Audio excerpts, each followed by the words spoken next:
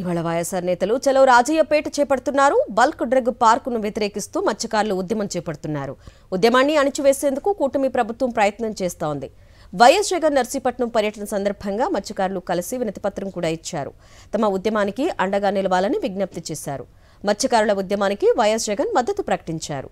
వైఎస్ఆర్సీపీ నేతలు చేపట్టిన చలో రాజయ్యపేటపై పోలీసుల ఆంక్షలు కొనసాగుతున్నాయి. 48 మందికి మించి అనుమతి లేదని పోలీసులు చెప్తున్నారు.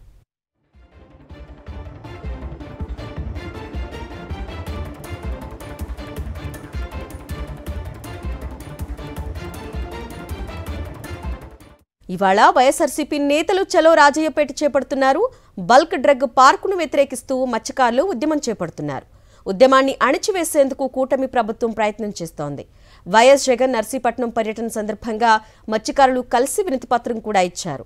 తమ ఉద్యమానికి అండగా నిలవాలని విజ్ఞప్తి చేశారు. మత్స్యకారుల ఉద్యమానికి వైఎస్ జగన్ మద్దతు ప్రకటించారు. వైఎస్ఆర్సీపీ నేతలు చేపట్టిన చలో రాజయ్యపేటపై పోలీసుల ఆంక్షలు కొనసాగుతున్నాయి.